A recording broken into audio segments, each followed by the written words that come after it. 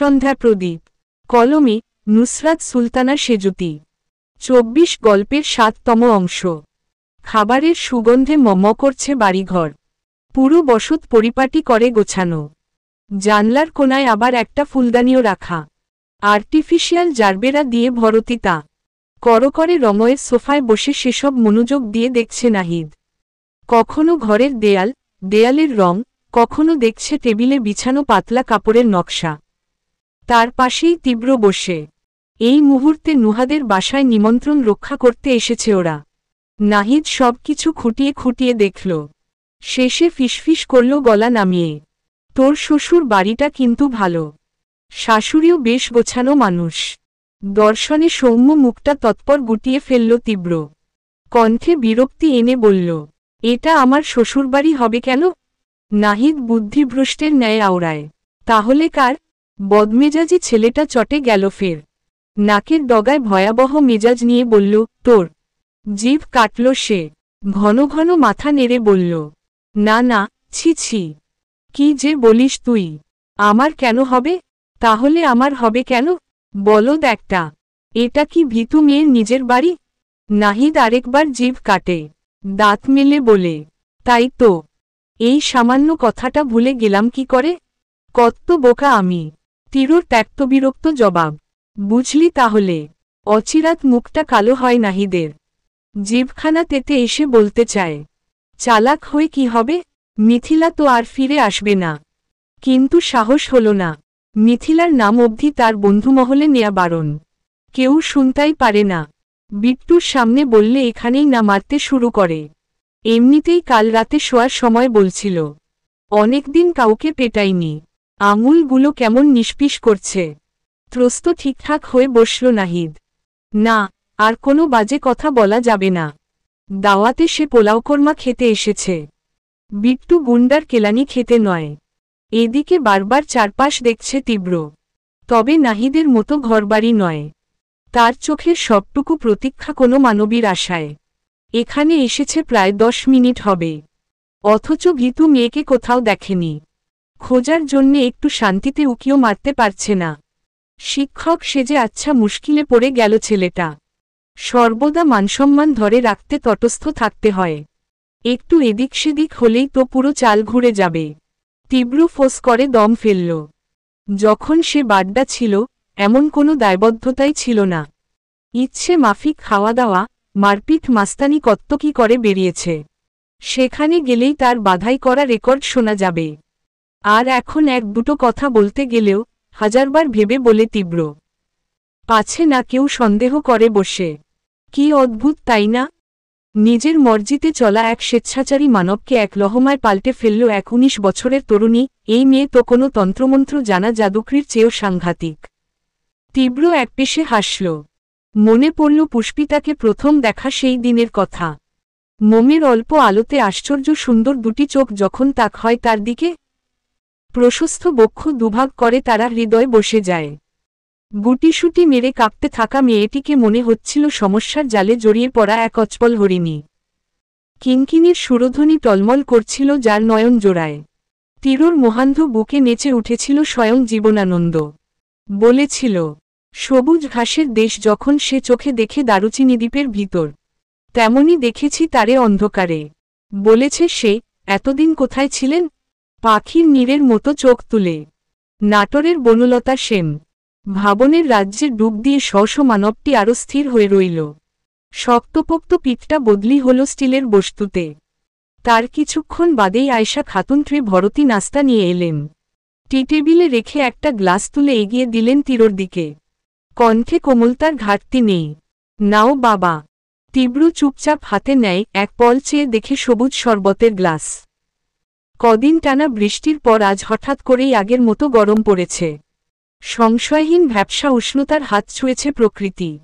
তবে নাহিদকে গ্লাস তুলে দেননি আয়শা। সেই নিজেই নিজেরটা নিল।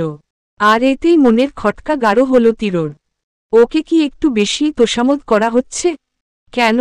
শুধু কি পুষ্পিতার স্যার বলে? আচ্ছা, এর ভেতরে অন্য কোনো গল্প নেই তো? এই মহিলা কোনোভাবে ওকে নিজের মেয়ের জন্য ঠিক করছে নাকি? তীরর ভাবনার সাথে সাথে শিরদাঁড়াও শটান হয়ে পড়ল। ও গড, নো নো। এমন কুচিন্তা যেন ভুলেও এনার মাথাতে না আসে। ভদ্রতার মুখোশ খুলে বিট্টু মাস্তান বাইরে চলে আসতে খুব বেশি দেরি হবে না তখন। ওপর দেখানো এই সম্মান, শ্রদ্ধা সব তোল্লায় দিয়ে অমন নাকাল মাথাটাই বাড়ি মেরে ফাটিয়ে ফেলব তবে। তীব্র চোখ নামাল মেঝেতে, তার শুভ্র দাঁত পিষে নেয়ার তোপে ক্ষয়ে পড়ার জোগাড়। শ্বেত রঙা আদল হঠাৎই জোয়ারে ফুলকো নদীর মতো দেখাল। আয়েশা নিজের মতো কথা বলায় ব্যস্ত। তিতিবিরক্ত তীব্র সেদিকে মুখ গোজ করে চেয়ে রইল শুধু। সফেদ পর্দা সরিয়ে এক পল উকি দিল পুষ্পিতা। তীরর ফর্সা ছাটা দাড়ির গালের একাংশ দেখেই ত্রস্ত বেগে সরে এলো আবার। বুকের ভেতরটা কেমন করছে, লাফাচ্ছে, ঝাঁপাচ্ছে, কখনো ধূপধাপ করছে অশান্ত পায়ের গতির মতন। এমন হচ্ছে কেন? সব মিলিয়ে ভারী চিন্তায় পড়ে গেল বেচারি। মাথা নুইয়ে রুমের এমাথাও মাথা হাঁটল কিছুক্ষণ। নুহা সেই তখন থেকে এসব কাণ্ডকারখানা দেখছিল ওর। ঠোঁট জুড়ে মেয়ের মিটিমিটি হাসি। পুষ্পিতার চোখ পড়তেই পা থামাল। ভ্রু কুচকে বলল, কি ব্যাপার, হাসছিস কেন? নুহা পাল্টা ভ্রু কোচকায়। আমার ঠোঁট, আমার ইচ্ছে, আমি হাসছি, তাতে তোর কি? পুষ্পিতার ঠোঁট উল্টাল অমনি। হতাশের ন্যায় বসে পড়ল পাশে। দুশ্চিন্তায় থই থই হল গলার স্বর। আমার না, ওখানে যেতে কেমন যেন লাগছে। নুহা তত্র এগিয়ে এলো কাছে। আগ্রহ ভরে বলল, কেমন লাগছে একটু বলতো। লজ্জা করছে, বুকের মধ্যে ধুকপুক করছে। পুষ্পিতা মাথা দোলাতে চেয়েও থেমে গেল। গলা খাকারি দিল প্রথমে, পরপরই কণ্ঠের বেগ বহাল রেখে বলল, না, অস্বস্তি হচ্ছে। নুহা আশ্চর্য হয়ে বলল, ও মা, অস্বস্তি হবে কেন? পুষ্পিতা চোখ নামায়, ফেলে রাখে নিজের সুন্দর দুজোড়া পায়ের ওপর। কথা বলতে চেয়েও রাঙা অধর গেথে রাখে একে অন্যের পিঠে। গতকাল নুহার বলা একটা কথা এখনো মাথায় ঘুরছে তার। এই যে লাগাতার দপদপ করছে নিউরনে। কর্ষিরা উপশিরা সবেতে কেমন ছন্দময় গীত নিরন্তর আউড়ে চলেছে কেউ। তীব্র স্যার তোর সাথে বাচ্চা কাচ্চার প্ল্যানিংও করে রেখেছে। পুষ্পিতা নির্বেনিবৃতে পুনর্বার হাসফাস করে উঠল। এমন কথা সে ভাবতে চাইছে না, একেবারেই না। শুনতাই তো কি অসম্ভব বাজে লাগছে, কিন্তু তাও একই রকম শব্দগুলো মনের মধ্যে ছোটাছুটি করছে। উফ, মহাজালা তো। মেয়েটা আবার উঠে দাঁড়াল। দীঘল ঘন পাপড়িগুলো এলোমেলো ঝাপটে ঝাপটে এদিক সেদিক দেখল। নুহার চোরা হাসি প্রগাঢ় হয় এবার। উঠে এসে পাশে দাঁড়ায়। আচমকা কাঁধ দিয়ে ধাক্কা মেরে বলে, কি ব্যাপার, দাঁড়িয়ে দাঁড়িয়ে এমন ব্লাশ করছিস কেন? আকাশ থেকে পড়েছে এমন ভাবে চাইল পুষ্পিতা। সে ব্লাশ করছিল? কই, না তো। উল্টে অমন আজেবাজে চিন্তা মাথায় আসায় আইধাই করছিল কুণ্ঠায়। যেন আর কোনোভাবেই এসব মনে না পড়ে সেসবের প্রয়াস খাটানোকে ব্লাশ বলে নাকি। কণ্ঠে তেমন বিস্ময় এনে বলল, তা করব কেন? নুহা হাত উঁচিয়ে বলল, থাক, আমাকে না তোর মতো গাধা ভাবিস না। তোর স্যারের সামনে অস্বস্তি হচ্ছে কেন জানিস? পুষ্পিতা নিভিন্ত দৃষ্টি ব্যগ্র হল সহসা। কেন? নুহার মহাবিজ্ঞের ন্যায় হাবভাব। এটা হচ্ছে প্রেমের প্রথম ধাপ। পুষ্পিতা এমন কিছু আশা করেনি। সমস্ত আগ্রহ ফুস করে উবে গিয়ে বিরক্তি ভিড়ল আদলে। সূচক শব্দ করে মুখ ঘুরিয়ে বলল, ধুর, যত্ত সব বাজে কথা। নুহা উদ্বেগ নিয়ে বলল, আরে, বাজে কথা হবে কেন?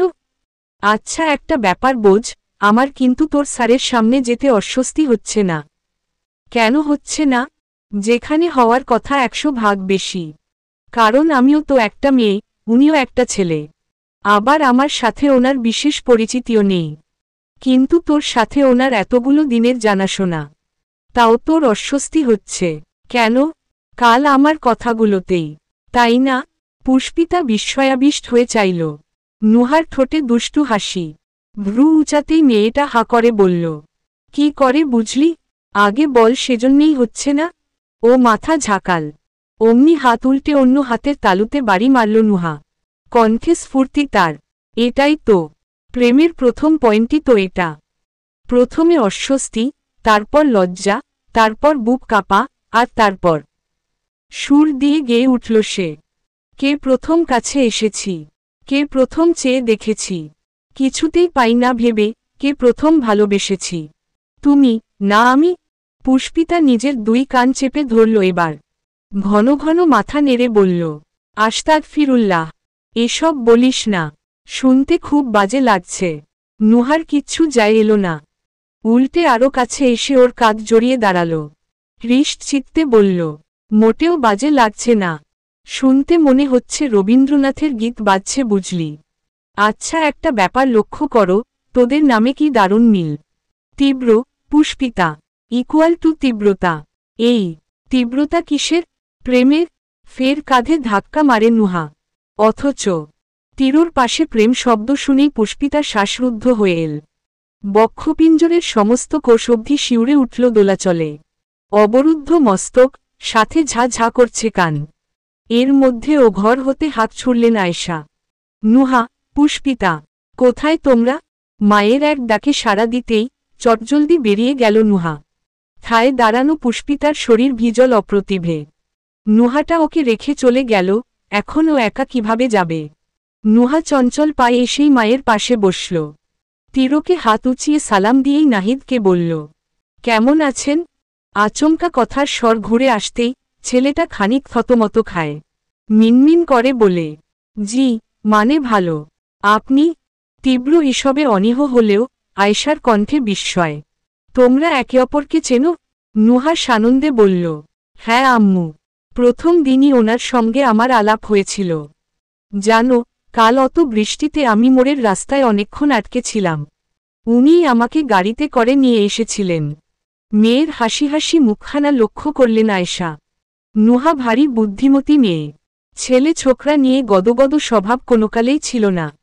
এই ছেলেটির প্রশংসা করছে যখন, তখন এই নিঃসন্দেহে ভালো হবে। ভদ্রমহিলা তাকালেন নাহিদের পানে। বোকা বোকা ছাপ পড়া ছেলেটা মৃদু হাসল তখন। এতক্ষণে আয়েশা নিজেও মন থেকে হাসলেন।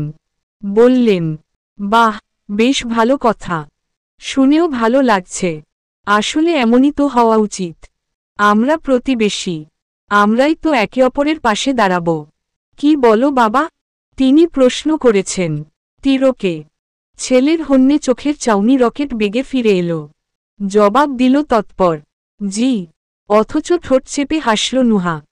সাথে চাউনিতে কঠোর নিরীক্ষা এনে প্রথমবার নিপুণভাবে খেয়াল করল তীরকে। পায়ে চামড়ার দামি জুতো, চকচক করছে পলিশে। সুবিন্যস্ত বেশভূষা, শুভ্র গায়ে জামরঙা শার্ট দাগ তুলেছে বড্ড। না, দেখতে শুনতে ভদ্রলোক দারুণ। শুধু মাথার সোনালি চুলগুলো কালো করলে আরও মারাত্মক লাগত, না করলেও বা। পুষ্পিতার সাথে একেবারে রাজ্যটক জুটি হবে এনার। নুহা মুচকি মুচকি হাসছিল। আর এতেই সোজা ভ্রু বেঁকে গেল তীরর। এই ইচড়ে পাকা মেয়েটা ওর দিক এমন করে তাকিয়ে আছে কেন? আবার হাসছেও। ভীতু মেয়ে এর বন্ধু হলে কি হবে? স্বভাবে একেবারেই উল্টো জাতের। এতদিনে যতটুকু দেখেছে, বুঝেছে, এ মেয়ের মুখে ধান দিলেই খই ফোটে। অথচ বয়স দুজনেরই এক। তাও তার ভীতু মেয়ে কত নম্রভদ্র, কি আস্তে করে কথা বলে, কত মিষ্টি তার শব্দোচ্চারণ। শুনলে মনে হয় অঝোর ঝর্ণার ধ্বনি কিংবা কাকভরে দোয়েলের ডাক। অন্যদিকে নুহার মানস্পটে একটি অষ্টম আশ্চর্যের বস্তু ধরা দিয়েছে, যাতে তার নিজের পিলেই চমকে উঠল। শেরওয়ানি পড়ুয়া তীরর বাহু ঘেঁষে পাশে বসে আছে পুষ্পিতা। একটা টুকটুকে বেনারসি দিয়ে ঘোমটা টেনেছে তালুতে। এই চলমান চিত্রে নুহার চোখ বেরিয়ে আসে প্রায়। এ বাবা, কি সর্বনাশ! এদের বিয়ে হলো কখন? একটু আগেই না পুষ্পিতাকে রুমে রেখে এলো? নুহাকে আশ্চর্যজনকভাবে চোখ ঝাপটাতে দেখে শার্টের কলার ঠিকঠাক করল তীব্র। বসল আরও গুছিয়ে। ভীষণ বিপন্ন দশায় ডুব দিয়েছে শরীর। না, এখানে দাওয়াত খেতে আসাটাই ভুল। এই মামের মতিগতি তো একদম সুবিধের লাগছে না। দাওয়াত দিয়ে আলগোছে ঘাড়ে কিছু গোছিয়ে না দেয়। আয়েশা এ যাত্রায় কিছুটা বিরক্ত হলেন। এতবার পুষ্পিতাকে ডাকছেন, মেয়েটা আসছে না কেন? নুহার ঘোর ভাঙল মায়ের গম্ভীর স্বরে। কি ব্যাপার, তোমার বন্ধু কই? কতবার ডাকলাম। মেয়েটা নড়েচড়ে উঠল, তবে আবার বৃত্তাকার নয়ন মেলে দেখে নিল তীরকে। এই ভরদুপুরে এমন আজগুবি স্বপ্ন দেখার মানে কি? পুষ্পিতা নরম পায়ে বেরিয়ে এসেছে। ভেতরটা লজ্জায় কাঠ। কেন এত লজ্জা, কিসের এত অস্বস্তি ও জানে না। শুধু জানে, তীরুর দিকে চোখ তুলে তাকানোও দুরূহ। জি আন্টি। রিনরিনে কণ্ঠ পেতেই তীরুর এত সময়ের হন্তব্য নজরের গন্তব্য মেলে। খুব আলগোছে লাগাম টানে অগোছালো সত্তায়। আয়েশা বললেন, তোমার স্যার এসছেন তোমার বাড়িতে। আর তুমি কি না ঘরে বসেছিলে? স্যারের কি লাগে, কি আপ্যায়ন করতে হয় একটু দেখবে না মেয়ে? পুষ্পিতা চোখের কোণা দিয়ে তীরকে দেখে নেয়। জীব ভরতি জোরতার পাহাড় ঠেলে শুধায়, কিছু লাগবে স্যার? তীব্র স্বাভাবিক, অথচ তার জন্য একটা মেয়ে সোজা হয়ে দাঁড়াতেই পারছে না। বলল খুব সাবলীল ভঙ্গিতে, না। একটু থেমে বলল, তুমি কি অসুস্থ? আসার পর থেকে দেখিনি যে। পুষ্পিতা কি বলবে খুঁজে পেল না। জুৎসই জবাব তার কাছে নেই। আপনার সামনে আসতে লজ্জা করছিল, এসব কি বলা যায়? ইস। এদিকে নুহা বসা থেকে উঠে গিয়ে পাশে দাঁড়ায় ওর সবার দিকে চোখ রেখে ফিসফিস করল, তোকে কত মিস করেছিল দেখেছিস? আহারে, কিভাবে পারলি সম্মানীয় লোকটাকে এত কষ্ট দিতে? নরম মেয়েটা বন্ধুর ওপর নাক ফোলাল ভেজে। চুপ করবি? নুহা তাও হাসে। হঠাৎ চোখ যায় নাহিদের ওপর। ছেলেটা মুখ ভার করে বসে আছে, ভাবমূর্তি উসখুসে। কিছু বলতে চাইছে বোধ হয়। সে আগ বাড়িয়ে শুধাল, কোনো সমস্যা মিস্টার ঢ্যাঁড়স? তার উত্তর আসার পূর্বেই আয়শার ধমক তেড়ে এলো, নুহা, এ আবার কেমন ডাক? উনি তোমার বড় না? নাহিদের ব্যস্ত স্বর। সমস্যা নেই আন্টি, আমি কিছু মনে করিনি। তীব্র থুতনি ঘষল হাতের আঙুলে। বিড়বিড় করল, করে লাভও নেই। পারফেক্ট নামই দিয়েছে তোকে। ঘনিষ্ঠে বসা নাহিদ শুনে নিয়েছে। মুখখানা কালো করে চাপা কণ্ঠে বলল, ঢ্যাঁড়স কত উপকারী জানিস? দেখতেও কত সুন্দর। তীব্র হাসল। আগের মতো সাদাটে আর চোখ ঘুরপাক খেল পুষ্পিতার ওপর। কেন যেন মেয়েটা ওর দিকে দেখছে না। কেন? কি হলো হঠাৎ? বাই এনি চান্স এই মেয়ে আবার তার ব্যাপারটা ধরে ফেলেছে নাকি? তীরুর ক্ষণিকের উদয় হওয়া চিন্তা পরপরই ঝেড়ে ফেলল। ধরে ফেললে ফেলুক, ওরই সুবিধে। তবে এতদিনের কষা অঙ্ক খুব সহজে মিলে যাবে। এত ক্যালকুলেটিং করে আগাতে হবে না। নুহা সূচক শব্দ করে বলল, আহ আম্মু, তুমি এ ব্যাপারে কিছু জানো? জানো না যখন আমার বাকস্বাধীনতায় হাত দেওয়া ঠিক হচ্ছে না। আচ্ছা যাক গে, মিস্টার ঢ্যাঁড়স, আপনি কিছু বলতে চাইছেন মনে হয়। নাহিদ একবার তীরর দিক তাকায়। চোখ মুখে দ্বিধা। আয়েশা অভয় দিয়ে বললেন, এত কি ভাবছ? কিছু লাগবে তোমার? সে বলল, না মানে একটু ওয়াশরুমে যেতাম। কি আশ্চর্য, এটা বলতে এত মোড়ামুড়ি করছিলেন? আসুন। ভারী কণ্ঠে মুখ ঝামটা খেয়ে নাহিদের মন খারাপ হয়। এই পৃথিবীতে সে শুধু ঝাড়ি খেতে এসেছে। বন্ধুরা ঝাড়ে, বাবা ঝাড়ে, মিথিলা ঝাড়ে। এখন এই পুচকি মেয়েও ঝাড়ছে। দীর্ঘশ্বাস বুকে চেপে নুহার পেছনে চলল সে। আয়েশা চুলার ওপর বিরিয়ানি দমে রেখে এসেছিলেন। তীরকে বললেন, তুমি একটু বসো বাবা, আমি আসছি। সাথে বলে গেলেন, পুষ্পিতা, স্যারের কিছু লাগে কি না খেয়াল রেখো। অমনি তীরর কালচে ঠোঁটে ক্রূর হাসি ফুটল। অথচ পুষ্পিতার মুখটা শুকিয়ে যায়। আয়েশা চলে গেলেন। প্রকৃতিই যেন দুহাত ভরে দুপুরের এই একান্ত সময়টা তুলে দিয়েছে ওদের। পুষ্পিতা আস্তেহে দাঁড়িয়ে যখন হুট করে ডেকে ওঠে তীব্র, এই মেয়ে। আজকের ডাকে অকারণে বুক কাঁপল তার। শোষব্যস্ত চোখ তুলে বলল, জি। তীব্র তার পাশের জায়গা দেখাল। এখানে বসো। পুষ্পিতার নিভু নেত্র প্রকট হয়। নিশ্চিত হতে শুধায়, জি। কপাল গোছায় সে। গম্ভীরতার রেশ ছাড়াল গলার স্বর। জি জি করছো কেন? তুমি দেখছি ভারী বেয়াদব মেয়ে। টিচার কিছু বললে কথা কানে তোলো না। বসো এখানে। পুষ্পিতা মেঘের মতো চেহারা নিয়ে এগিয়ে এলো। নিশ্চুপ বসল দূরত্ব রেখে। কোলের ওপর রাখা পেলব হস্ত্রবল কচলে গেল সমানে। তীব্র সতর্কভাবে একবার চারপাশ দেখে নেয়। আচমকা এগিয়ে আসতেই পুষ্পিতা সোফার হাতলে সেটে গেল। ঢোক গিলে চাইল বিহবল লোচনে। তীরুর মুখটা হাস্যহীন, যেন কোনো থমথমে অর্ণব। অথচ বিলাই চোখে চকচক করছে দুষ্টুমি। শরবতের গ্লাসটা বাড়িয়ে দিল আচমকা। হুকুম ছুড়ল, খাও। পুষ্পিতার কণ্ঠ শৃঙ্গে, হ্যাঁ, এত অবাক হওয়ার কি আছে?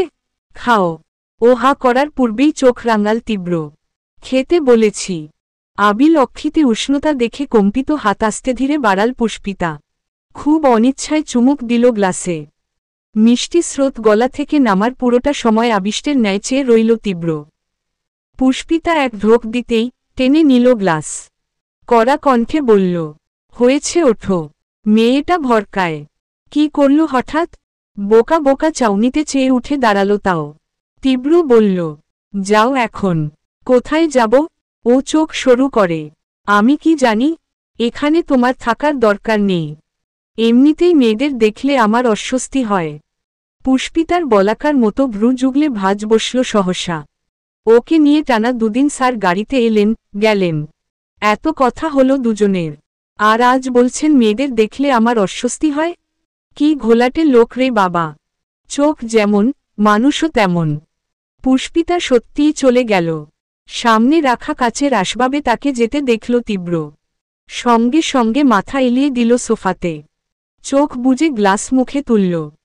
ঠিক সেইখানে চুমু খেল যেখানে ঠোঁট রেখেছে পুষ্পিতা। তারপর গ্লাসটাকে চোখের সামনে ঘুরিয়ে ঘুরিয়ে বলল, আজকের চুমুটা গ্লাসে দিলেও ঠিক করেছি পরের চুমুটা ডিরেক্ট তোমার ঠোঁটে বসাব। নাহিদ ওয়াশরুমে ঢোকার আগে মনে পড়ল পকেটে মানিব্যাগ আছে, পেছনে ফিরে ডাকল তক্ষুনি।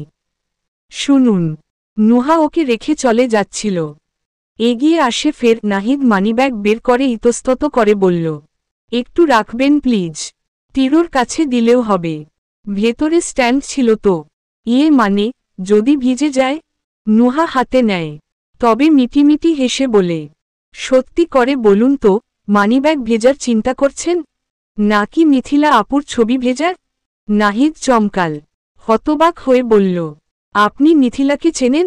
আর আপু বললেন কেন? চিনব না কেন? মিথিলা আপু তো পুষ্পিতার কাজিন হয়। আমরা মতিঝিলে ওনাদের পাশাপাশি ফ্ল্যাটেই থাকতাম। সেজন্যে মিথিলা আপুর পুরো পরিবারকেই চিনি। এসব কথা নাহিদ আগেই জানে। শুধু ভান করল না জানার। পুষ্পিতাকেই তো মিথিলার বদলে তুলে নিয়ে গিয়েছিল শাফিন। সেজন্যেই না তার জীবনের চাকা এখনও কেমন আটকে রয়েছে স্থানে। আসলে দোষটা তো ওদেরও নয়। কিছু পেতে হলে সেটা ভাগ্যে থাকাও জরুরি। মিথিলা তো কপালেই লেখা ছিল না। উত্তরে একটু মাথা ঝাঁকাল নাহিদ। বলল, ও আচ্ছা। নুহা প্রশ্ন ছুড়ল আবারও, আপনার আর আপুর কতদিনের সম্পর্ক ছিল? নাহিদের মধ্যে জোরতা নেই। জবাব দিল সংকোচহীন, এই আগস্টে 3 বছর হতো। মেয়েটা বিস্ময় ভ্রু তুলল কপালে। এর মানে ও যা ভেবেছিল তা নয়। মিথিলা আপুর সাথে এই ঢ্যাসটার সত্যিই প্রেম ছিল? তাহলে পুষ্পিতা যে বলেছিল, অবশ্য মিথিলা আপু যা ব্যবহার করত ওর সাথে, কোথায়, কখন প্রেম করেছে সেসব কি আর বলবে? হয়তো বেচারি এসবের কিছুই জানে না। জিজ্ঞেস করল, এতদিনের সম্পর্ক ভেঙে গেল কেন? আপুর যে বিয়ে হয়ে গেছে আপনি জানতেন তখন? যেখানে মিথিলার নাম শুনলেও তার বন্ধুরা ক্ষেপে একশেষ হয়, সেখানে প্রথম কারো কথায় ব্যগ্রতার আঁচ পেল নাহিদ। মৃদু হেসে বলল, জানব না কেন? ওকে দেখতে আসা থেকে ওর বউ সাজার ব্যাপার সবই জানি। তাহলে আটকালেন না কেন? এভাবে একটা সম্পর্ক শেষ করে দিলেন? আমি তো শেষ করতে চাইনি, ওকে আমার করার সর্বোচ্চ চেষ্টা করেছিলাম। কিন্তু পারলাম কই? যে নিজে থেকে চলে যেতে চায়, তাকে কি আটকে রাখা যায় বলুন? নুহা তাজ্জব হয়ে বলল, আপু আপনাকে রেখে অন্য কাউকে বিয়ে করে নিল? কাষ্ঠ হাসল সে। যেই হাসি সরাসরি তীরের বেগে ঢুকে গেল মেয়েটার নরম মনে। নাহিদ গাঢ় কণ্ঠে বলল, আসলে মানুষ হিসেবে আমাদের সবথেকে বড় ভুল কি জানেন? আমরা যাকে ভালোবাসি, ভাবি সেও আমাদের একই রকম ভালোবাসছে। যার বিরহে আমরা মরে যাব ভাবি, আমাদের বিরহে তার জ্বরও আসে না। নুহার মনটা তলিয়ে গেল বিষাদে। ঝুপ করে বৃষ্টি নামার মতন সবকিছু ভিজে এলো সমবেদনায়। নাহিদের মুখের আমাবস্যার হৃদয় ছুঁয়েছে তার। মিথিলাকে আগে থেকেও নুহার পছন্দ নয়। মাত্রাটুকু দ্বিগুণ বাড়ল আজ। এরকম একটা ভালো ছেলেকে ছেড়ে দিতে পারল মিথিলা? অবশ্য কেন ছেড়েছে নুহা বোঝে। মিথিলাকে তার পড়তে পড়তে চেনা। ওই তো, বরের সঙ্গে কানাডা গিয়ে নেচে বেরাবে বলে। যত সব স্বার্থপরের দল। 6 চেয়ারের ডাইনিং টেবিলের 4টাই ফাঁকা। তীব্র আর নাহিদ খেতে বসেছে শুধু। সুস্বাদু বিরিয়ানি দেখেও চোখ গোটাল তীব্র। এই খাবারে আবার কিছু মিশিয়ে দেয়নি তো? ব্যাপারটা দেখতে হচ্ছে। সে পাশে দাঁড়িয়ে থাকা নুহার দিকে তাকায়, চমৎকার করে বলে, একই তুমি দাঁড়িয়ে আছো কেন? বসো। সে হেসে বলল, না স্যার, আপনি খান, আমি পরে খাব। তা বললে তো হবে না। আন্টি না হয় সার্ভ করবেন, তুমি তো বসতেই পারো।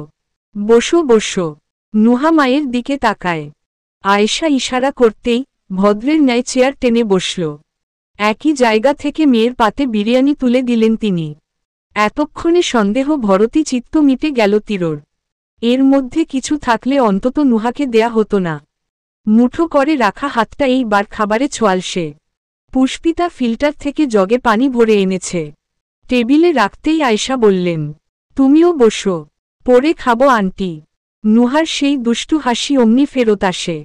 পুষ্পিতা কেন বসতে চাইছে না সে জানে। ইচ্ছে করে বলল, না পরে না, আমার সাথে খাবি, চুপচাপ বস। পুষ্পিতা চোখ রাঙায়, কিন্তু সে শুনলে তো উল্টে জোর করার পরিমাণ বাড়িয়ে দিল আরও।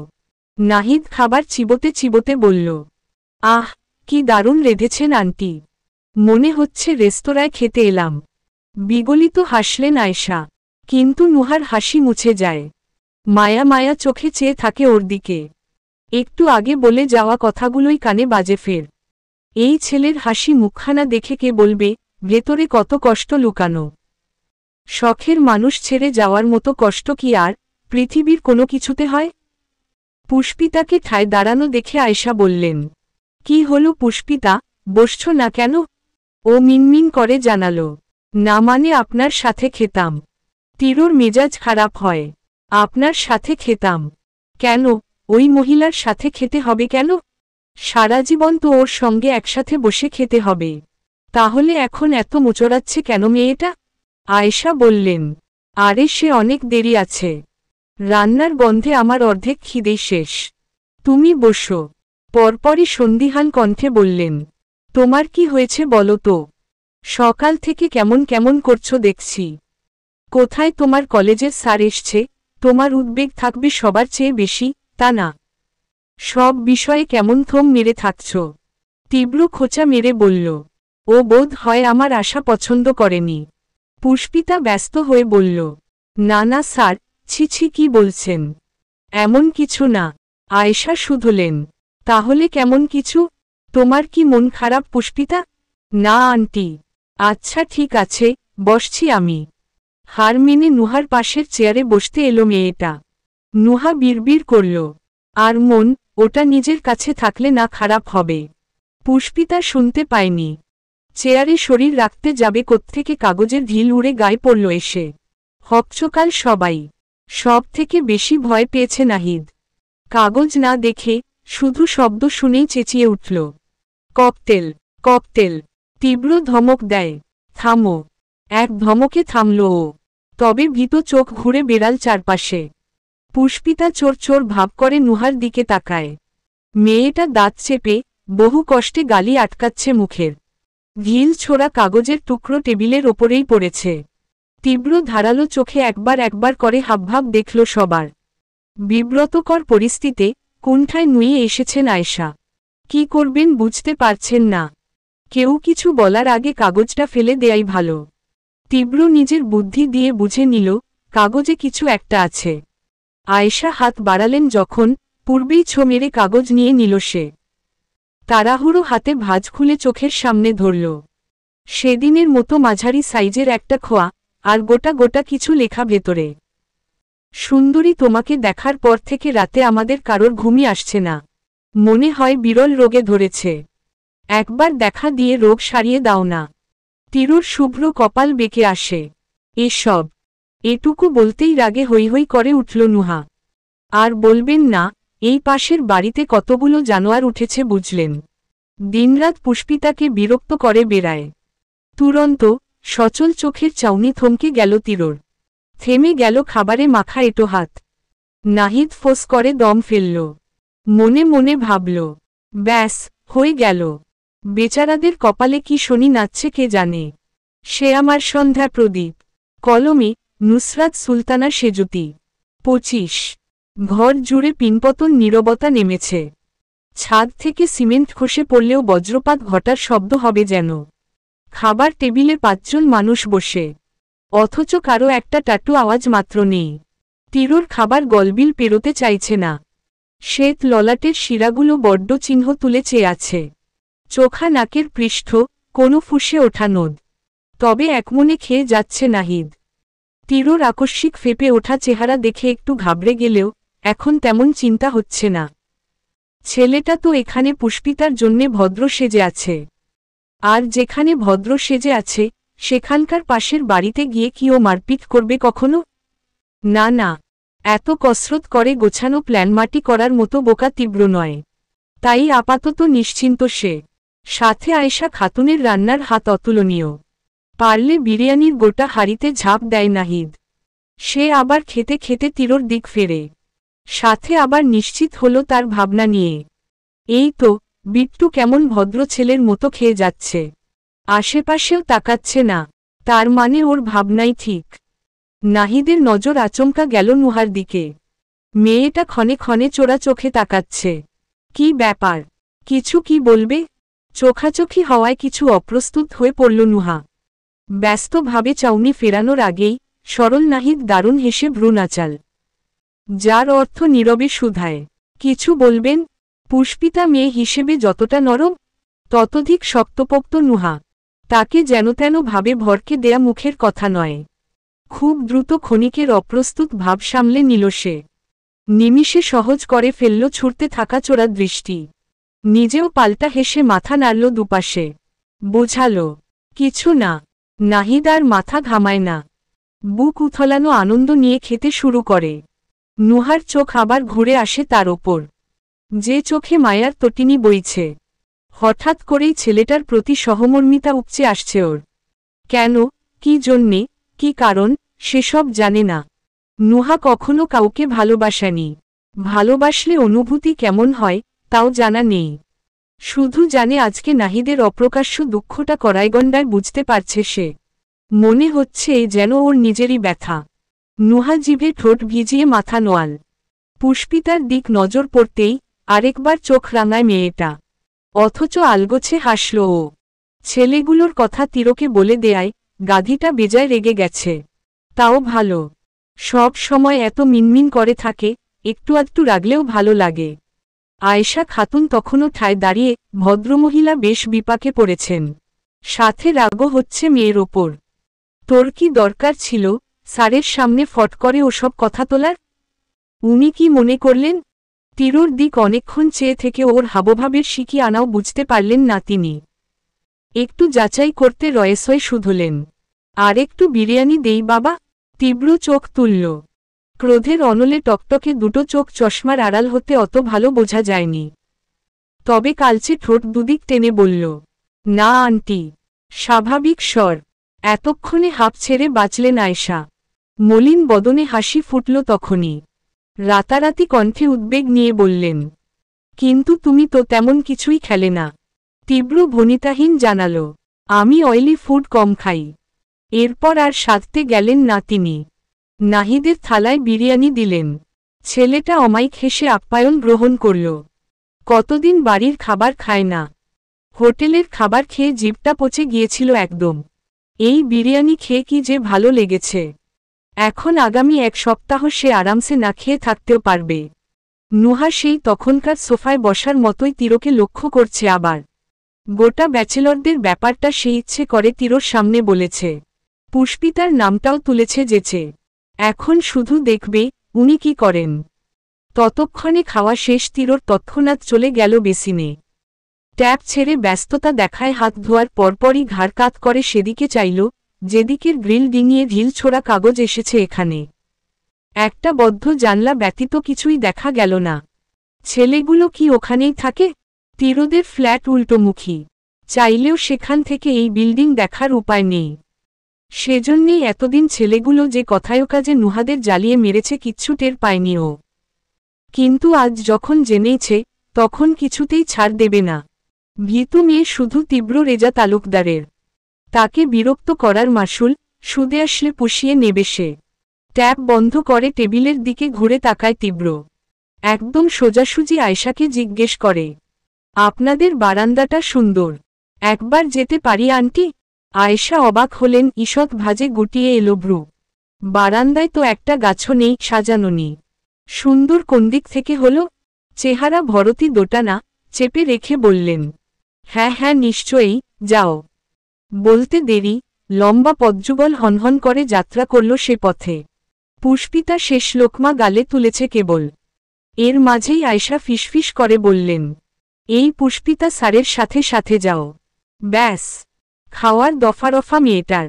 সদ্য পেটে ঢালা দানাগুলো এই কথায় আর হজম হতে চাইল না। মুখখানা চুপসে বলল, ইয়ে মানে আমি? তো তুমি না আর কে? এসব কি বলতে হয় মেয়ে? স্যার এই বাসায় তো তোমার জন্যেই এসেছেন, তুমি দেখভাল করবে না? পুষ্পিতার কি হলো কে জানে।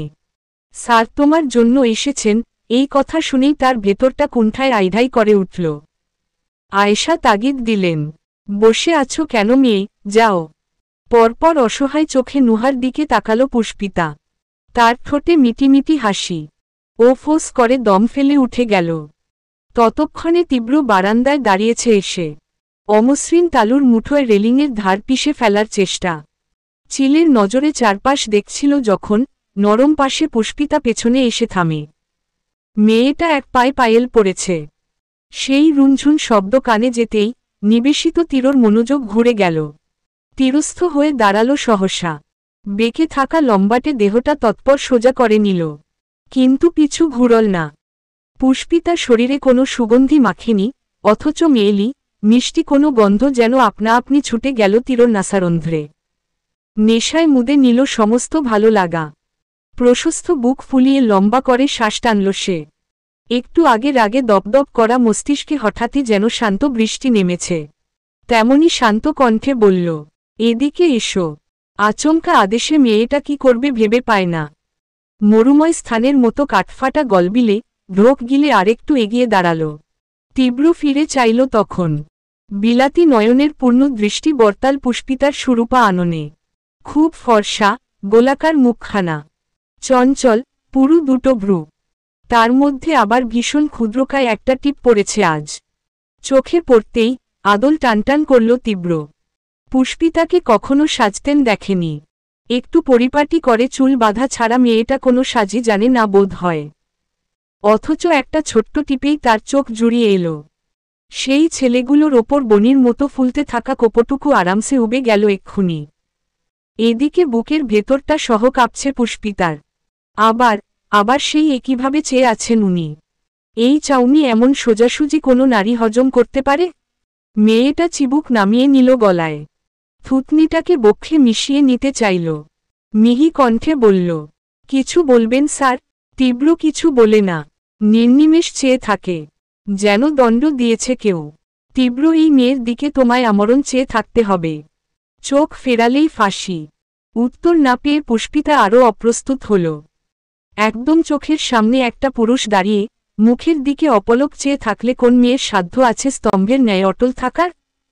শরীর তার ক্ষয়ে পড়ছে লাজে। সত্তা জুড়ে উসখুসে ভাব। কি বলবে, কি করবে? ইচ্ছে হলো এই শানিত চাউনির কবল হতে, ছুটে পালিয়ে যাওয়ার। অথচ বেহা পা দুটো যেন আজকেই বরফখণ্ড বনেছে। আঙ্গুল নাড়ানোর জো অবধি রাখেনি। আনচানে ভাব লুকাতে জিভে ঠোঁট ভেজাল পুষ্পিতা। এদিক ওদিক তাকাল। ঘন ঘন পাতা ফেলল চোখে। কানের পাশে চুল বসাল। ঘাম মুছল কপালের। যখন চোখের কোণ তুলে তাকায় তখনও একই রকম তাকিয়ে তীব্র। ফের শটান কপাল কেমন গুটিয়ে বসেছে তার। তেমন গম্ভীর হয়ে বলল, কি করলে এটা? পুষ্পিতা ঘাবড়ে গেল খানিক। ও তো দাঁড়িয়েছিল, এক ফোঁটা নড়েনি অবধি। কি করল আবার? স্যার আজকে একটু বেশিই খিটমিট করছেন। সেদিন ক্লাসেও এমন করেছেন। ওনার মেজাজের কি মৌসুমি বায়ু চলছে? নিষ্পাপের মতো সুধাল। জি, কি করলাম? তীব্র ফতাফত বলল, কাছে এসো। পুষ্পিতার প্রাণটা দেহ টপকে এসে ঝুলে পড়ল গলায়। ঝাঁকুনি উঠল শীর্ণ দেহে। কাঁপন তুলল বুকের সমগ্র কোষ। হতভম্ব হয়ে বলল, জি। তীব্র সাবলীল। উত্তেজনা, উদ্বেগের লেশমাত্র নেই। ভাবমূর্তি এমন কোনরূপ সম্পর্ক ব্যতীত একটা জোয়ান মেয়েকে কাছে ডাকা কোনো ব্যাপারই নয়। পুষ্পিতার চাউনিও নয়, বীরবল তার ছাপ দেখে এগিয়ে গেল নিজেই। আকস্মিক এই নৈকটের ভার পুষ্পিতা নিতে পারে না। স্তব্ধ সে পিলারের ন্যায় শক্ত বনে যায়। হতচেতনায় রীতিমতো হেঁচকি উঠে গেল। তীরর অতীব সুন্দর মুখবিবরে লেপ্টে রইল প্রকট দুটো নেত্র। তীরর লম্বা দেহ ঝুঁকে আসতে দেখেই ভয়ে লজ্জায় দিশা খুইয়ে কামিজ খামচে ধরল পুষ্পিতা। তীরর চোখ দুটো একদম তার কপাল বরাবর থেমেছে। দুটো বিপরীতমুখী উষ্ণ শ্বাসের টক্করে যখন পুষ্পিতার নিজেরই দম থিতিয়ে আসতে নিল, ঠিক সেই সময় এক অপ্রত্যাশিত কাণ্ড ঘটাল তীব্র। ঠান্ডা হাতটা তুলে ওর বেঁকে থাকা কপালের টিপটাকে সোজা করে বসিয়ে দিল ফের। তখন ঘাম মুছতে গিয়ে ঘষা লেগে সরে গেছিল। পুষ্পিতা মূর্তি বনে থাকে, শরীর পুরোদস্তুর জমে যায়। সদ্য তোলা হেঁচকিটাও বন্ধ এখন। তীব্র সরে আসে, ঠিকঠাক হয়। দর্প নিয়ে আওড়ায়, আকাশের চাঁদের গায়ে দাগ মানায়। কিন্তু মাটির এই চাঁদের গায়ে দাগ তো দূর, একটা এঁকেবেঁকে থাকা টিপকেও বরদাস্ত করব না আমি, বলেই বেরিয়ে গেল সে। পুষ্পিতা শুনেছে কি না কে জানে। রুদ্ধ নিঃশ্বাসটা ছাড়ল কেবল। ভীষণ গতিতে মাথা ঘুরছে ওর। স্বপ্ন ঠেকেছে সব। কিন্তু কেমন স্বপ্ন এটা? পুরো কামরায় পায়চারি করছে তীব্র। থুতনিতে আঙুল ঘষে ঘষে হাঁটছে দু মাথা। সামনের ডিভানে নিষ্পাপের ন্যায় বসে আছে নাহিদ। তীরর হাবভাব নিয়ে এখন সন্দেহ লাগছে ওর। কালবৈশাখী আসার আগে সব যেমন থমথমে হয়ে থাকে, তীরর এই চুপ করে হাঁটাচলাও তেমন লাগছে। অনেকক্ষণ অপেক্ষা করেও কিছুই বুঝতে পারে না বেচারা। দীর্ঘশ্বাস ফেলল তাই। একটু পরীক্ষা নিতে সুধাল, তুই কি এখন ওই ছেলেগুলোকেও মারবি নাকি? তীব্র থেমে দাঁড়ায়, ভ্রু কুচকে বলে, তোর এমন মনে হলো কেন? নাহিদের কণ্ঠে বিভ্রান্তি। না মানে এমনই তো করিস তাই আর কি। তীব্র ঠোঁট কামড়াল। একটু চুপ থেকে প্রশ্ন ছুড়ল আচমকা, আমি কে? থতমত খেল নাহিদ। এ আবার কেমন ধারার প্রশ্ন? জবাব দিল বোকার মতো, কেন মানুষ? তীব্র দাঁত পেশে, তুই আসলেই একটা ঢ্যাঁড়স। আই মিন, এখানে আমি কে? নাহিদ মাথা চুলকাল। একটু ভাবতে গিয়ে ভোলাভালা মুখটা ঝলকে উঠল আলোর মতন। বলল, তীব্র রেজা তালুকদার। তীব্র প্রসন্ন চিত্তে এসে পাশে বসল ওর। কাঁধ চাপড়ে বলল, গুড, আমার সাথে থেকে থেকে উন্নতি হচ্ছে তোর। নাহিদ অস্বীকার করল না, মাথা দোলাল সায়ের মতন। তীব্র নিজেই বলল, আমি এখানে শিক্ষক, একজন শিক্ষক কি কখনো মারপিট করতে পারে? নেভার। তাই আমিও মারব না ওদের। নাহিদ ভেতর ভেতর খুশি হয়ে গেল। যাক, তাহলে ও ভুল ভাবেনি। প্রথমবার নিজের আন্দাজ নিয়ে গর্ব হল তার। তীরর ওষ্ঠে তখন রহস্য হাসি। নাহিদের খটকাটা আবার জেগে ওঠে। কণ্ঠ সন্দিহান, তোর পুষ্পিতাকে কিছু ছেলেপেলে বিরক্ত করছে, এটা জেনেও তুই কিছু করবি না? আদৌ সত্যি বলছিস তো? তীরর বক্র হাসি বাড়ল। লেকচারার তীব্র তালুকদার মারবে না বলেছি, কিন্তু অন্য কেউ তো মারতেই পারে। নাহিদ কৌতূহলে হাবুডুবু খেয়ে বলল, অন্য কেউ মারবে? কে? তীব্র পিঠ লাগিয়ে রাখে ডিভানে। একটা পায়ের ওপর আরেক পা তুলে দেয়। বড্ড দম্ভ নিয়ে জানায়, বিট্টু মাস্তান। নাহিদ এমন কিছু আশা করেনি। শরীর ছেড়ে দিল হতাশায়। বুক ফুঁড়ে ফুসফুস করে বেরিয়ে এলো দম। যে আশায় উজ্জ্বল দৃষ্টিতে চেয়েছিল, দপ করে নিভে যায় তা। বিট্টু মারুক আর তীব্র, হাত তো একটাই, তাও আবার লোহার মতো শক্ত হাত। এই হাতের একটা থাপ্পড়ই যথেষ্ট, যাকে বলে এক ছোবলে ছবি। বিছানার কোল ঘেঁষে একটা খোলা জানলা দাঁড়িয়ে, সেখান থেকে ফুরফুরে হাওয়া আসছে কক্ষে। ঘরের মধ্যে জ্যোৎস্নার টিমটিম আলোর হালকা ছটা পড়ছে। পুষ্পিতা দেয়ালে পিঠ মিশিয়ে বসে আছে মেঝেতে। দুটো মৃগনয়ন নিশ্চল দুরাকাশের চাঁদের বুকে লেপ্টে। অন্যমনস্ক চোখের পর্দায় কেবল দুপুরের ঘটনা ভাসছে। সোফায় তীরর হুট করে কাছে আসা। বারান্দায় হঠাৎ তর্জন, কাছে এসো। ঝুঁকে এসে টিপ ঠিক করে দেওয়া, এসব ভেবে আরেকবার ওর বুকের মধ্যে ধক করে উঠল। নীরব লাজে হাসফাস করে চোখ খিচে নেয় ও। নুহা তখন চুপচাপ ভঙ্গিতে পাশে এসে বসল। পুষ্পিতার ভাবমূর্তি দেখেই দুষ্টুমি করে বলল, স্যারের কথা ভাবছিস? মেয়েটা চমকে তাকায়। নুহা ভ্রু তুলে বলে, ওরে বাবা, এ তো সাংঘাতিক ধ্যানে ছিলি। ডিস্টার্ব করলাম? পুষ্পিতা সূচক শব্দ করল। কি যে বলিস তুই? নুহা বলল, আচ্ছা, বারান্দায় যাওয়ার পর তোর স্যার কি বললেন তোকে? কিছু না। কি বলবে? কিছু বলেনি? কিছু করেওনি? পুষ্পিতা আশ্চর্য বনে বলল, কি করবে? কেন, চুমুটুমু দেয়নি? পুষ্পিতা মুখ হা করে ফেলল। পরপরই রাগ দেখিয়ে বলল, এবার কিন্তু বেশি বেশি হচ্ছে নুহা। আমি কিন্তু ভয়ানক রেগে যাব। নুহা কাঁধ উচাল। তো জানা, রাগতে বারণ করেছি আমি? তোর রাগের দৌড় আমার জানা আছে। ওতে আমি কেন, একটা মুরগিও ভয় পাবে না।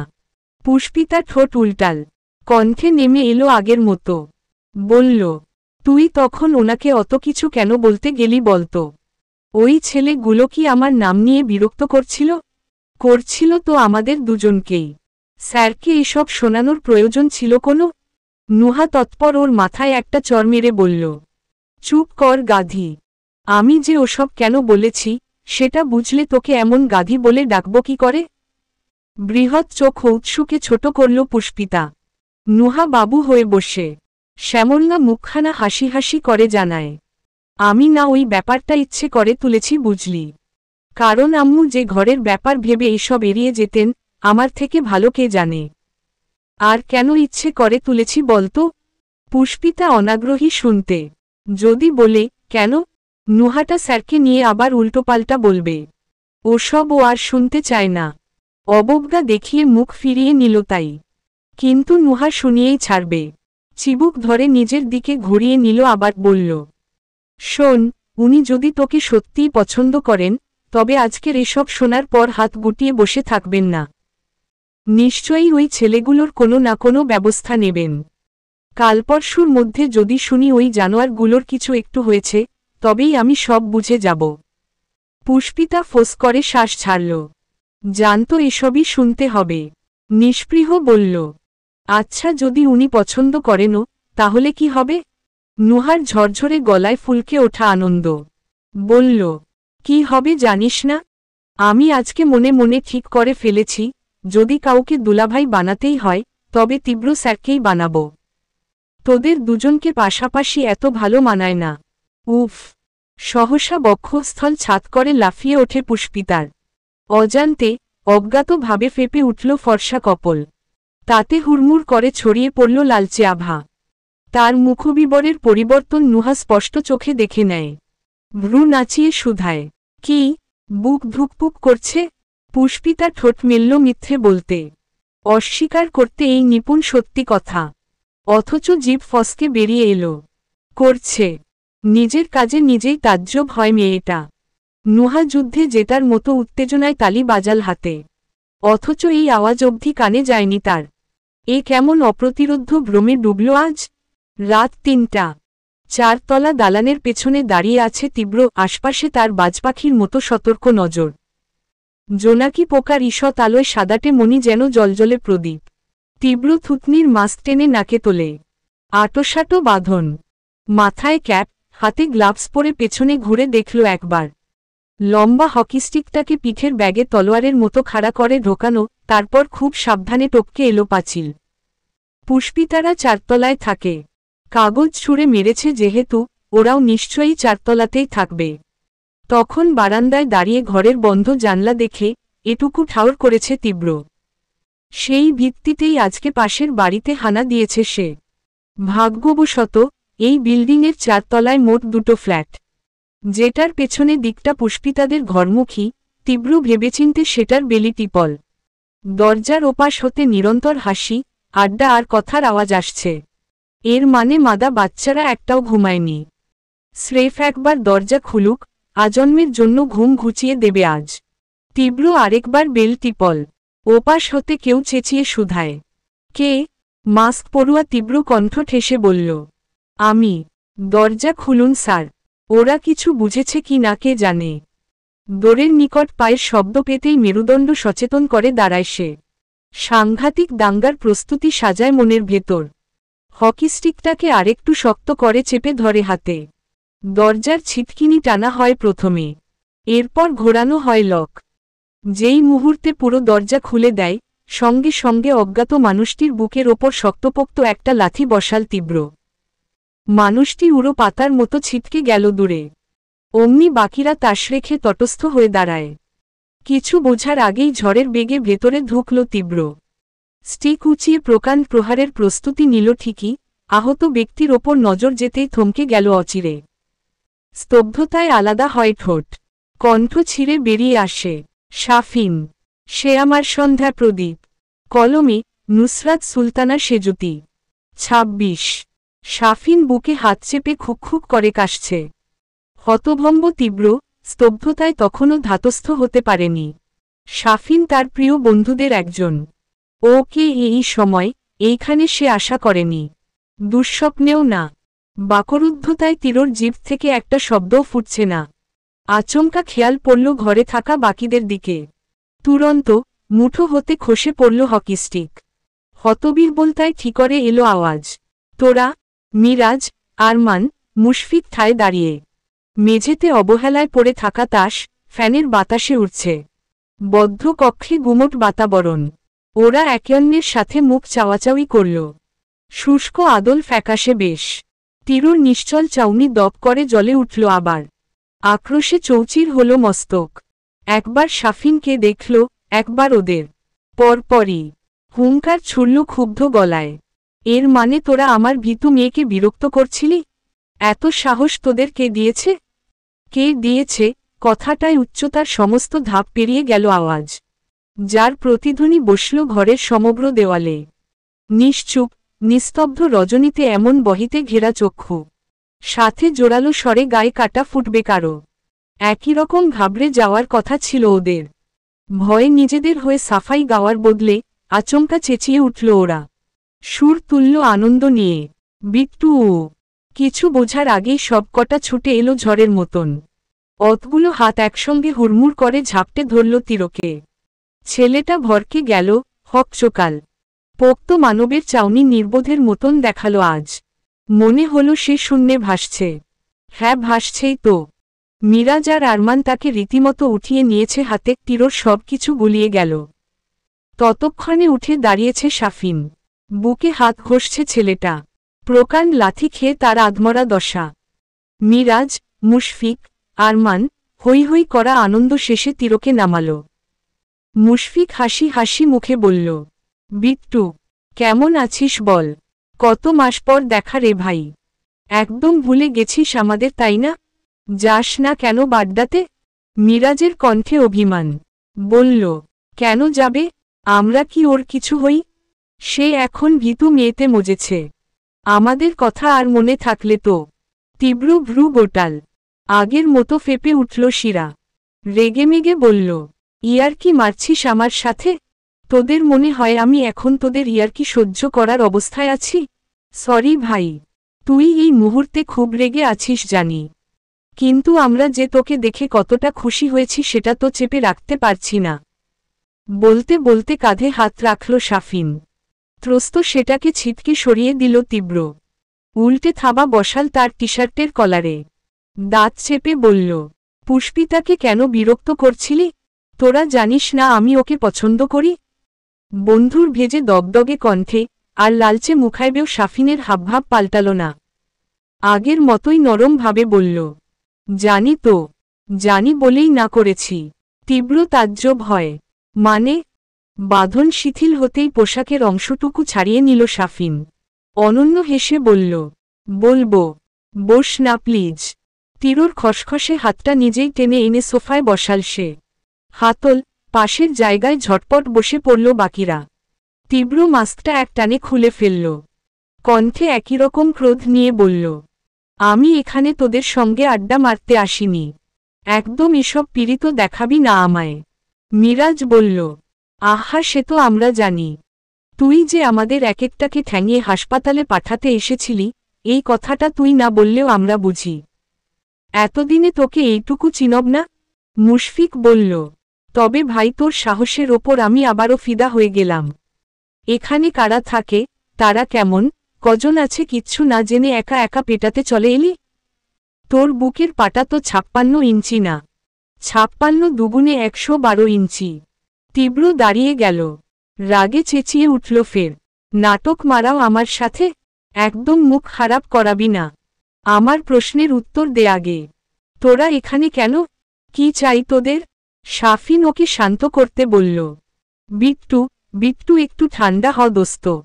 আমরা সবটা বলছি তোকে। মাথা ঠান্ডা কর। বস প্লিজ। আর এখন অনেক রাত, এই মাঝরাতে এভাবে চিৎকার করলে তো তোর ভীতু মেয়েও শুনে ফেলবে। এ যাত্রায় নিভে এলো সে। জেদ গিলে দাঁত চেপে বসল আবার। তাও পুরু কণ্ঠে বলল, তুই না ভারত ছিলি? দেশে এলি কবে? নাকি যাসিনি? বলবো রে ভাই বলবো। একটু তো জিরিয়ে নে। আমাদেরকে পেটানোর জন্য কত প্ল্যান করে এসেছিস, মাথাটাকে একটু রেস্ট দে এবার।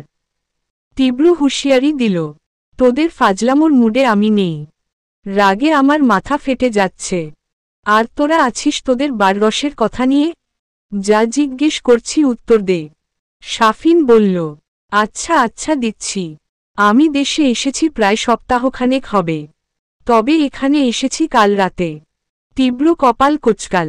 মানে? 7 দিন হয়েছে দেশে এসেছিস, অথচ আমি জানি না? আর এখানে তোদের কি কাজ? ও মুখ ভার করে বলল, কি করে জানাবো তোকে? তোর কি এখন আমাদের জন্যে সময় আছে? একটা মেয়ে পেয়ে আমার বন্ধু দিনদুনিয়া এমনভাবে ভুলেছে, বন্ধু কবে দেশে এলো, কি করল কিচ্ছু জানে না। তুই আমার একটা খোঁজ পর্যন্ত নিসনি বিট্টু। তীব্র চোখ বুজে শ্বাস ফেলল। প্রয়াস চালালো রাগ আটকাতে। তার বন্ধু মহল পুষ্পিতাকে এমন নোংরা চিঠি পাঠিয়েছে কথাটা মনে করলেও আগুন জ্বলছে মাথায়। আমি খোঁজ নিইনি বলে ভীতু মেয়ের পেছনে পড়েছিলি? আরমান জিভ কাটে। মিরাজ শোষব্যস্ত সাফাই দেয়, এই না না, ওটা তো আমরা অন্য একটা কারণে করেছিলাম। মুশফিকের কণ্ঠে বিরক্তি। বলল, আমি জানতাম বিট্টু রেগে যাবে। এজন্য এই প্ল্যানে আমি থাকতে চাইনি। তোদের সব কটার জন্য এখন আমিও মার খাব। শিশুর মতো ঠোঁট উল্টায় সে। তীব্র সরু চোখে চাইল, কিসের প্ল্যান? ফের মুখ দেখাদেখি করল ওরা। মিরাজ মিনসে কণ্ঠে জানাল, আসলে হয়েছে কি, তোকে ছাড়া আমাদের বাড্ডাতে একটুও মন টিকছিল না। তাই জন্য সবাই মিলে এখানে এসে একটা সারপ্রাইজ দিতে চেয়েছিলাম। মানে আমরা চেয়েছিলাম এমন কিছু করব যাতে তুই খুব চমকে যাবি, সব খাবি। কিন্তু কিছুতেই কিছু পাচ্ছিলাম না জানিস। আবার একটু অভিমানও হচ্ছিল, এখানে আসার পর শেষ 2 মাস তুই তেমন যোগাযোগই করছিলি না বলে। তাই ভাবলাম, এক ঢিলে 2 পাখি মারব। মানে এমন কিছু করব, যাতে তোকে একটা ছোট্ট পানিশ করা হবে, আবার ওই সারপ্রাইজ দেওয়া হবে। কিন্তু মাথায় কোনো বুদ্ধিই আসছিল না। এরপর হঠাৎ করে ভাবলাম যদি পুষ্পিতাকে একটু বিরক্ত করার নাটক করি, তুই তো রেগেমেগে মারতে আসবি, কনফার্ম। এসে যদি দেখিস আমরা এখানে, তখন তোর ভরকে যাওয়া চেহারা দেখেই আমরা মজা নেব ভেবে। সেজন্য কাল যখন ওদের বাসায় তোকে আর নাহিদকে এক নজর দেখলাম, সেই সুযোগটা আর হাতছাড়া করিনি। তীরর তপ্ত চোখ দেখে ঢোক গিলল মিরাজ। বলল, সত্যি বলছি, যা করেছি তোকে ভালোবেসে। এর মধ্যে অন্য কোনো উদ্দেশ্য ছিল না। সাথে গলার কাছটা খামচে ধরল ও। তার দেখা দেখি বাকিরাও ধরল। শুধু দাঁড়িয়ে দাঁড়িয়ে হাসল শাফিন। তীব্র নিরুত্তর। বসে বসে কামরার চারপাশটা দেখল একবার। কয়েকটা এলোমেলো রাখা পানির বোতল, সিগারেটের ছাই ভরা স্ট্রে, দরজার পেছনের হ্যাঙ্গারে ঝোলানো শার্ট, এক কোনায় রাখা 3টে লাগেজ। আর ফ্লোরে বিছানো একটা চওড়া বিছানা। সাথে কয়েকটা প্লেট বাটি ছাড়া তেমন কিচ্ছু নেই এখানে। খায় কোথায় এগুলো? বাইরে থেকে অর্ডার করে করে আনে? ফোঁস করে শ্বাস ফেলল তীব্র। মিরাজকে সে চেনে। গোটা বন্ধুদেরই তো আগাগোড়া জানা। ওরা এমন কিছু করার কথাও নয়, যাতে সে রেগে উল্টোপাল্টা ঘটায়। সব মিলিয়ে ক্ষণিকের বিভ্রান্তিটুকু উবে গেল এবার। অতিষ্ঠ ভঙ্গিতে বলল, সারপ্রাইজ দেওয়ার জন্য এরকম জঘন্য প্ল্যান কারো মাথাতে আসতে পারে? এত গবেট কেন তোরা? মুশফিকও সায় মেলায়। আসলেই গবেট। কসম ভাই, এসব বিরক্ত কিছু করতেই চাইনি আমি। এই মিরাজ আর আরমানি জোর করেছে। তবে আমি শুধু ঢিল ছুঁড়ে মেরেছি। তুই তো জানিস আমার নিশানা কত পাকা। আর ওদের সব গানটান শুনিয়েছে এই দুটোতে। তুই ভুল বুঝিস না। তুই হলি আমাদের জানের বন্ধু, তোর যেটা অপছন্দ সেটা আমরা করতে পারি? এটাও করতাম না। ওই শুধু তোকে এখানে আনার জন্যই। তীরুর রাগক্ষোভ আর টেকেনি, বরং হাসি পেল। সবগুলো মাসখানেক ধরে তার নাকের ডগায় একটা বাসা ভাড়া নিয়ে থাকছে, আর সে কিছু জানতেই পারল না। জানার চেষ্টাও করেনি অবশ্য। পুষ্পিতা আর নিজের শিক্ষক সত্তা জিয়য় রাখতে এমন ডুবেছিল, অন্যদিকে নজর ফেলার সময় কোথায়। তাহলে এজন্যেই দুবার বাড্ডা গিয়ে একটাকেও পায়নি। সাব্বিরদের যে বলে গেছিল, জরুরি কাজের কথা, এই তবে জরুরি কাজের নমুনা। তক্ষুনি হতাশ শ্বাস ফেলল সাফিন। আহত কণ্ঠে বলল, আর আমি তো কিছু না করেই লাথি খেলাম। এখানে এলামই কাল রাতে, আর আজকেই লাথি দিয়ে আমাকে স্বাগত জানানো হলো। অবশ্য এর থেকে ভালো অভ্যর্থনা বিট্টু মাস্তান দিতে পারে। পরপরই মুখ কালো করে বলল, আমাদের দেখে তুই খুশি হসনি বিট্টু? তীরর সব ক্ষোভ শেষ, উধাও অযাচিত ক্রোধ। বন্ধুদের দেখে খুশি হওয়া সত্যিটা ঠোঁটফুড়ে বেরিয়ে এলো এখন। উঠে এসেই জড়িয়ে ধরল সাফিনকে। বাকিদের ঠোঁটজুগলে ফোয়ারা ছুটল হাসির। স্বস্তিতে লুটপাট হল বক্ষ। যাক, বিট্টুটা ভুল বোঝেনি তাহলে। তীব্র ওদের উদ্দেশ্যে হাত বাড়াল তখনই। অমনি এক একটা ছুটে এসে যে যার মতো ঝাপটে ধরল ওকে। 5 বন্ধুর মিলনের উল্লাস ভেসে বেড়াল হাওয়ায়। সকলের সাথে তাল মিলিয়ে হৈ হৈ করল বাড়িঘর। তীব্র সরে এসে সুধাল, আন্টি কেমন আছে? সাফিন নিশ্চিন্তে বলল, আলহামদুলিল্লাহ, খুব ভালো। ওদের চিকিৎসা ব্যবস্থা এত দারুণ না। অপারেশনের পরেই মা ফিট। ও হ্যাঁ, আসার সময় আমাকে বারবার বলেছে তোকে সাথে নিয়ে যেতে। হাসপাতালে বসে প্রাণভরে দোয়াও করেছে জানিস। কতবার কল করেছিলাম, ধরলিই না। সময় পাইনি। আজকাল ফোন কোথায় রাখি সেটাই খেয়াল থাকে না। আর জানিসই তো মন্ত্রীমশাইকে, প্রত্যেকটা দিন ফোন করে নতুন নতুন কাজ দেয়, ডেকে পাঠায়। কিছুটা ওনার যন্ত্রণাতেই সাইলেন্ট করে রাখি। কিন্তু নাহিদ গরুটাও তো ধরে না। ওটা কি করে? তীব্র আবার জায়গায় গিয়ে বসল। জিজ্ঞেস করল প্রথমে, সিগারেট আছে? ব্যস্ত ভঙ্গিতে সিগারেট, লাইটার এনে সব একসাথে এগিয়ে দিল আরমান। ও ঠোঁটে গুজে আগুন জ্বালাতে জ্বালাতে জানাল, সে আজকাল আমার থেকেও ব্যস্ত থাকে। চাকরি খুঁজছে। এতবার বললাম আমি ব্যবস্থা করে দেই, শুনল না। তার ওপর আবার আমাকে পড়াতেও হয়। সহসা হোঁচট খেল ওরা। বুঝতে না পেরে বলল, তোকে পড়াতে হয় মানে? তীব্র দীর্ঘশ্বাস ফেলল। বিরক্ত কণ্ঠে জানাল, আর বলিস না তো। বা ছোট থেকে পড়াশোনাতে মনোযোগ না দিয়ে যে কি ভুল করেছি। লেকচারার হওয়া কি মুখের কথা? নিজেকে জানতে হয়, তারপর অন্যদেরকে শোনাতে হয়। সেজন্য রোজ রাতে নাহিদ যেটা দেখিয়ে দেয়, পরের দিন আমি সেগুলোই গিয়ে পড়াই। তারপরেও ভয় থাকি, সিলেবাসের বাইরে না কেউ প্রশ্ন করে ফেলে। তাহলে তো হা করে চেয়ে থাকা ছাড়া কোনো উপায়ই থাকবে না। ওরা বিমূঢ় হয়ে আবার মুখ চাওয়াচাওয়ি করল। সাফিন বিস্ময় নিয়ে বলল, বিট্টু মাস্তান এখন ভয়েও থাকে? আবার পড়াশোনাও করে? বাপরে হো বাপ।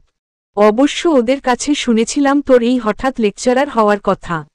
তখন যতটা না অবাক হয়েছি, এখন তো অবাকের চোটে আমার মাথা ঘুরছে। তীব্র একটু অস্বস্তিতে পড়ে গেল। এটুকুতে সাফিনের মাথা ঘুরছে?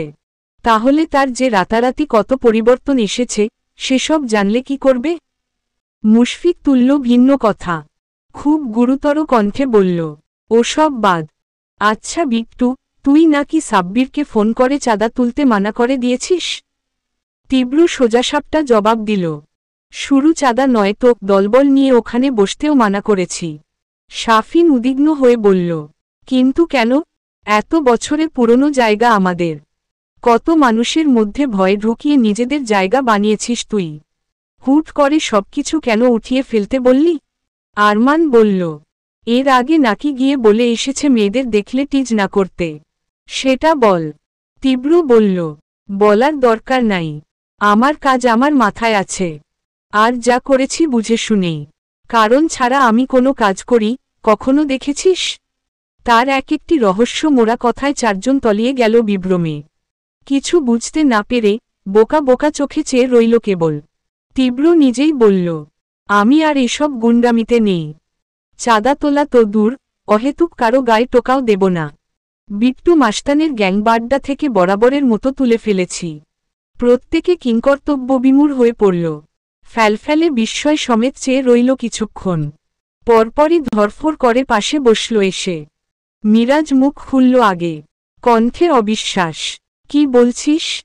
তুই না বলেছিলি মানুষকে ভয় দেখাতে, তাদের চোখে তোর জন্য ভয় দেখতে তোর ভালো লাগে? আনন্দ হয়? তাহলে হঠাৎ কি হলো? তীরর চাউনি নরম হল।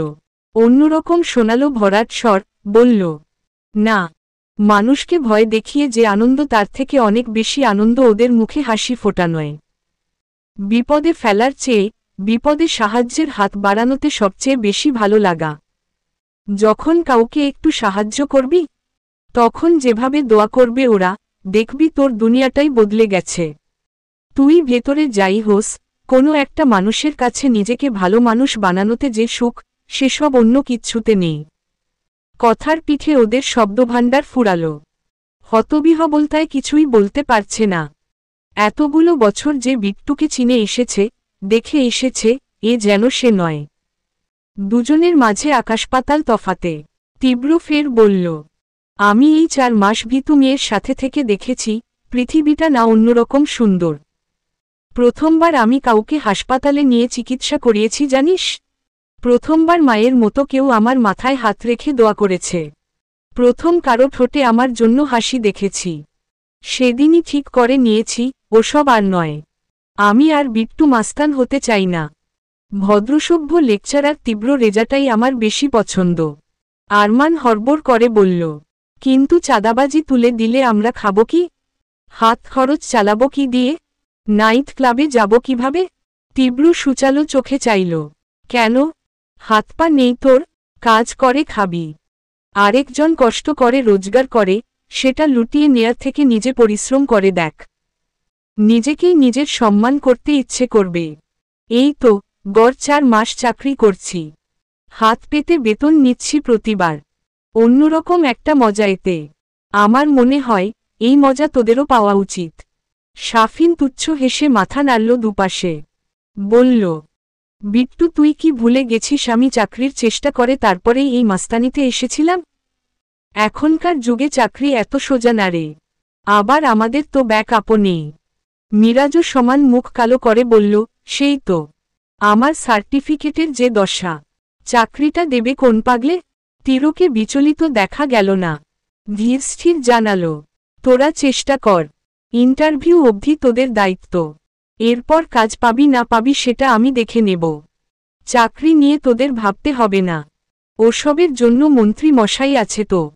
মনের মতো সমাধান পেয়ে ওরা খুশি হয়ে গেল।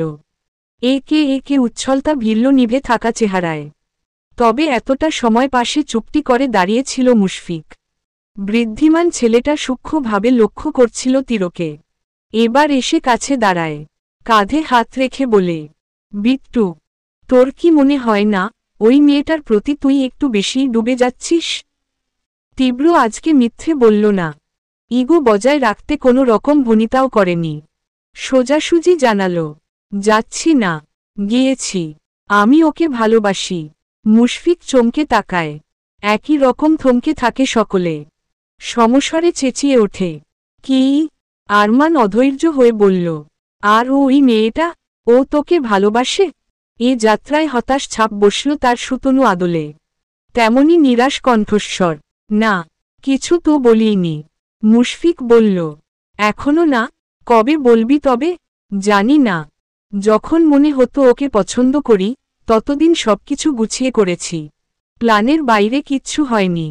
অথচ যবে থেকে নিশ্চিত হলাম ওকে ভালোবাসি, তবে থেকে ওকে দেখলেই আমার সব এলোমেলো হয়ে যাচ্ছে। মনে হচ্ছে আমি আমার মধ্যে নেই। এজন্য কিছু চেয়েও করতে পারছি না। তাড়াহুড়োতে সব হাতছাড়া হয় যদি? সে বলল, হাতছাড়া? কি যে বলিস বিট্টু, তুই হলি তীব্র রেজা তালুকদার, স্বরাষ্ট্রমন্ত্রী জামশেদ আঙ্কেলের ছেলে। নিজেরও তো নামডাক আছে। তোর নজরে যেটা পড়বে সেটা হাতছাড়া হতে পারে কখনো? তীব্র বিদ্রূপ হেসে বলল, যে নাম ডাকের কথা বলছিস, ওসব শুনলে প্রেম যেটুকু হওয়ার সেটুকুও হবে না। মিরাজ যুক্তি দেয়, তাও ভাই, যাই বলিস তুই, ওই মেয়ে যা ভীতু। মনে নেই শাফিনের হাতে ছুরি দেখেই কেমন অজ্ঞান হয়ে গেছিল? তুই এত কষ্ট না করে একটা কষে ধমক দে। ধমকও লাগবে না, দেখবি তোর একটা চোখ রাঙানিতেই পুষ্পিতা ভয় প্রেমে পড়ে যাবে। বোকা বোকা কথাটায় ফিক করে হেসে ফেলল আরমান। তীব্র নিজেও বিরক্ত হল। শাফিন বলল, চোখ রাঙানি নয়, আসলে ও যেটা বোঝাতে চাইছে সেটা হলো, তোর পাওয়ার আছে বিট্টু। তার ওপর মেয়েটা এতিম, পেছনে মাথা তোলার মতো আত্মীয় স্বজন কেউই নেই। ওকে কাছে টানতে তো তোর 2 সেকেন্ডও লাগার কথা না। তীব্র নিশ্চুপ, কিছুক্ষণ ঠান্ডা চোখে শাফিনের মুখের দিকে চেয়ে রইল। ছেলেটা অস্বস্তিতে ভুগে বলল, না মানে তোর ভালোর জন্যে বলেছি।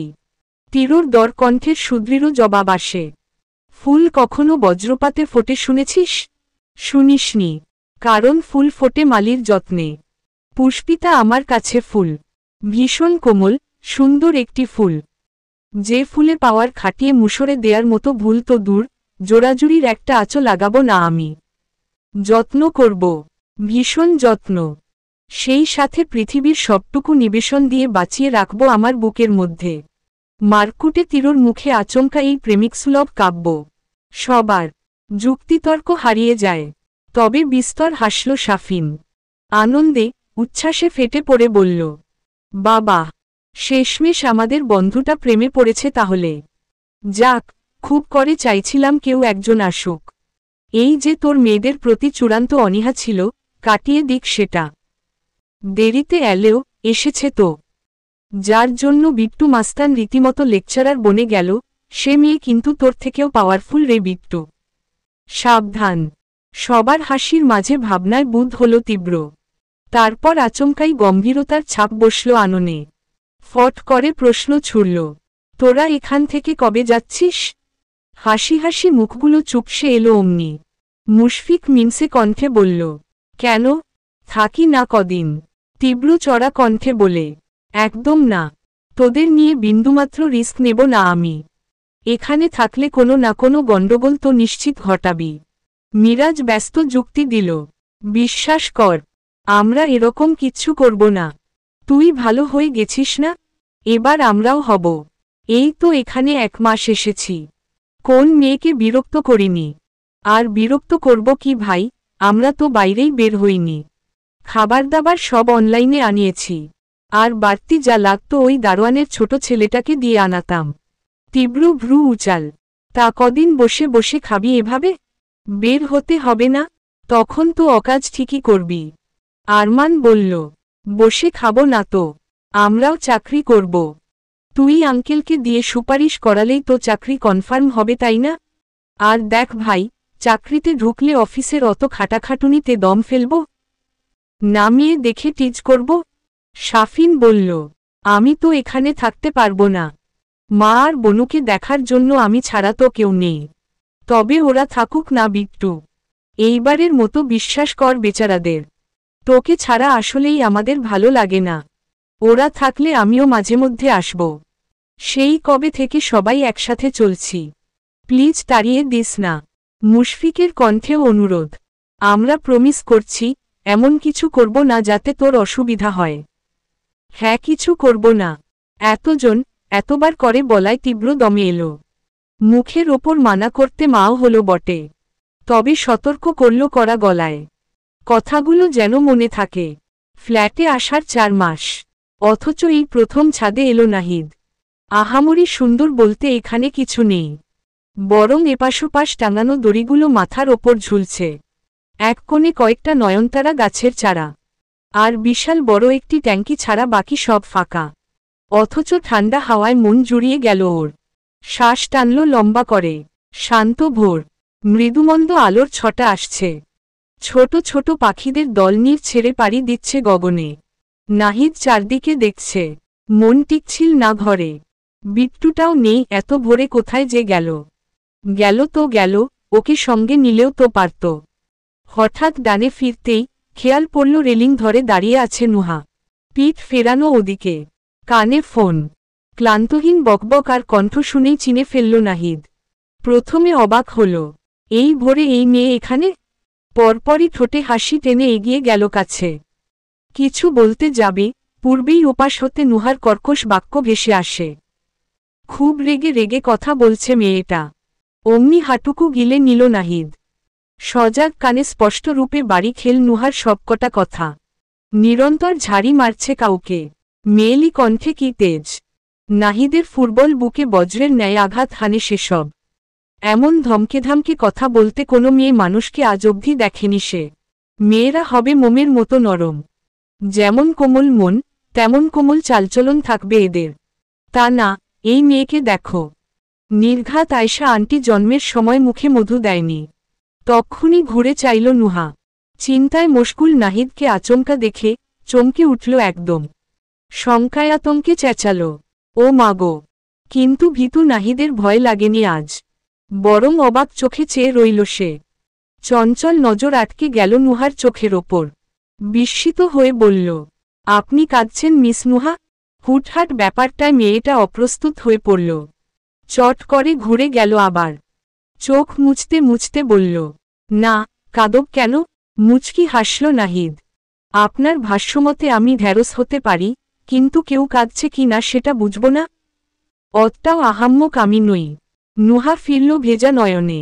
অথচ খ্যাক করে বলল, বুঝলে বুঝেছেন। কি করব এখন? নাচো। নাহিদ স্ফূর্ত চিত্তে বলল, আপনি নাচতেও পারেন নাকি? ওয়াও, কত গুণ আপনার! নুহা ভ্যাবাচেকা খেল। আগের চাইতেও ভয়ানক খ্যাপে বলল, এই আপনার সমস্যা কি? হ্যাঁ, আমি একটু শান্তিমতো কাঁদছি সেখানেও এসে জ্বালাচ্ছেন। মানে আমি তো কিছু করিনি। রেগে যাচ্ছেন কেন? রাগব না কেন? সম্বল বলতে আমার আছেই তো এই একটা জিনিস। বলতে বলতে নাক টানল নুহা। কিন্তু হাসি পায় ওর। মেয়েটা সব সময় বিট্টুর মতো মেজাজ দেখায়, অথচ কাঁদতে দেখল আজ প্রথমবার। বাহ, কাঁদলে একেবারে বাচ্চা বাচ্চা লাগে তো। ভাবনা কাটল নুহার দুঃখী কণ্ঠ শুনে। সেই নিজে নিজেই প্রলাপ ধরেছে, এই দুনিয়ার সবাই স্বার্থপর, সবার বিপদে আমাকে খাটায়, অথচ আমার বিপদে একটা কাউকে পাশে পাচ্ছি না। নাহিদ গলা খাকারি দিল। জিভখানা উসখুস করছে কথার পেছনের কারণ জিজ্ঞেস করতে। কিন্তু বিধিবাম, মেয়ে যা রাগী। ফের ছেতে যায় যদি। কিন্তু কৌতূহল কি আর থামে? রয়েসয় সুধাল, আপনার কি কিছু হয়েছে মিস নুহা?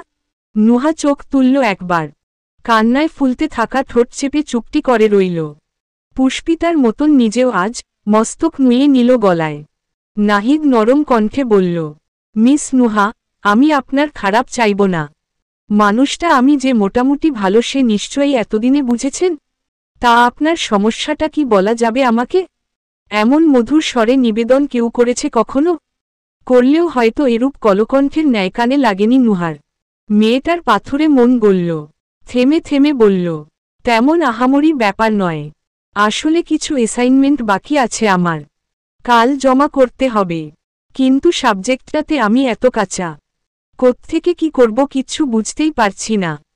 কতজনকে ফোন করলাম হেল্প করতে, কেউ গায়ে মাখছে না। বারবার বলছে আমরাও করিনি। যতই বলুক, আমি জানি ওদেরটা ওদের ঠিকই করা শেষ। শুধু আমাকে সাহায্য করবে না দেখেই বাহানা দিচ্ছে। কাল ঠিক সময় মতো শো করবে ম্যামের সামনে। এই অ্যাসাইনমেন্ট করতে না পারলে এক্সামের সময় নম্বর বাদ যাবে। আমি যে কি করি এখন? নাহিদ বলল, পুষ্পিতার থেকে তো হেল্প নিতে পারেন। নুহা বড় নিরুপায় চোখে চাইল। কি করে নেব? আমাদের প্রাইভেটের সিস্টেম তো ওদের সাথে মিলছে না। ও আচ্ছা। তারপর নিম্নষ্ঠ কামড়ে চিন্তায় ডুবে গেল নাহিদ। নুহা নিজেই বলল, আচ্ছা তীব্র স্যার কোথায়?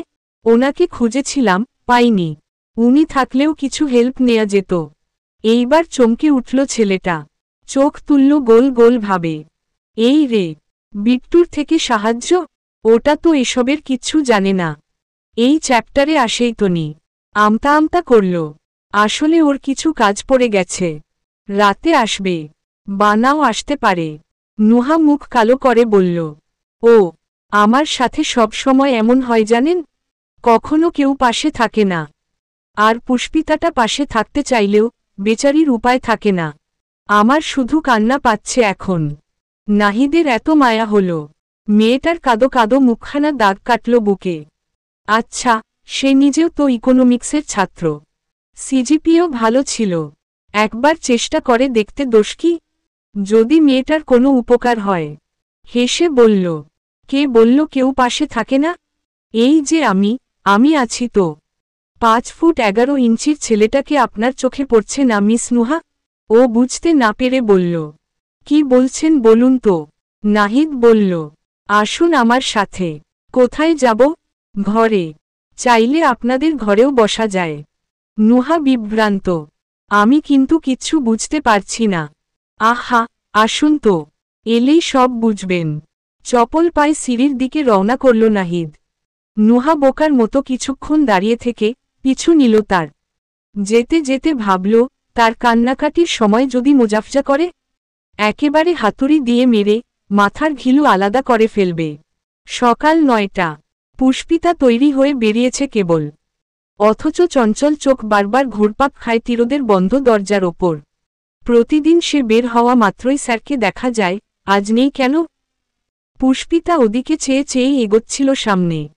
সিঁড়িতে এক পা রাখতে রাখতেও তীরদের দরজা খুলল না। কেন যেন আহত হলো মেয়েটা। স্যার কি আজ যাবেন না? নিরাশ বদনের সামনে ফিরল, সহসা ছাদ করে উঠল বক্ষপট। চোখের নিকটেই দাঁড়িয়ে তীব্র। অমনি ত্রাসে পিছিয়ে যায় সে। মৃগনেত্র হকচকানয় বৃহৎ দেখায় আরও। তীব্র ভ্রু উচাল। কাউকে খুঁজছ? পুষ্পিতা জোরে জোরে মাথা ঝাঁকাল। বোঝালো, খুঁজছে না।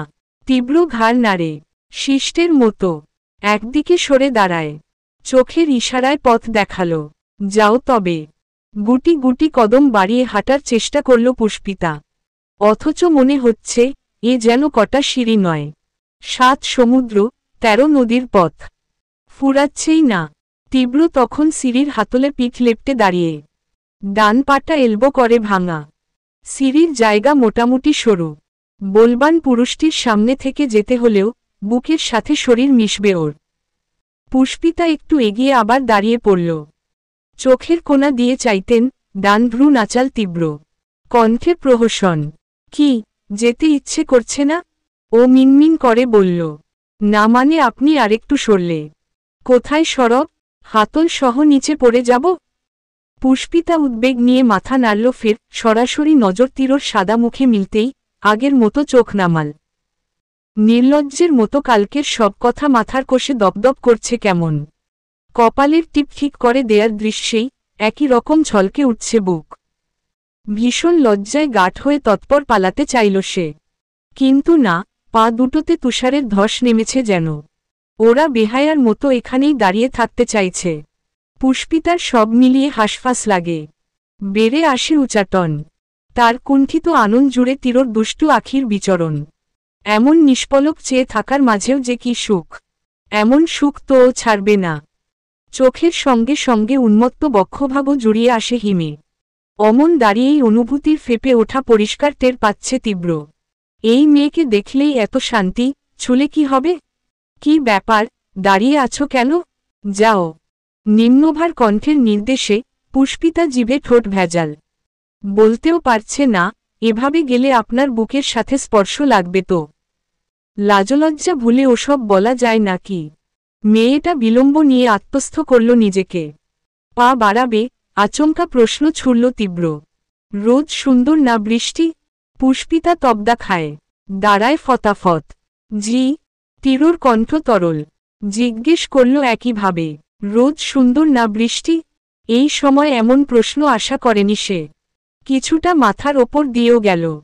ভদ্রতায় তবুও জবাব দিল নিভু স্বরে, বৃষ্টি। কথায় দাঁড়িয়েও পড়েনি, হুট করেই এগিয়ে আসে তীব্র। আকস্মিকতায় পুষ্পিতার গতর জমে গেল। বরফ বনে রইল শান্ত মেয়ের সকল অস্থিরতা। পিঠ ঠেসল দেওয়ালে। ও বলল, আমার কাছে কি সুন্দর জানো? পুষ্পিতা ঢোক গিলল। বেগ পুহিয়ে ঠোঁট নরল জিজ্ঞাসায়, কি? তীরর নজর সুনয়নার ঠার অক্ষি দুটোয়। কণ্ঠ খাদে নিয়ে বলল, তুমি চলবে।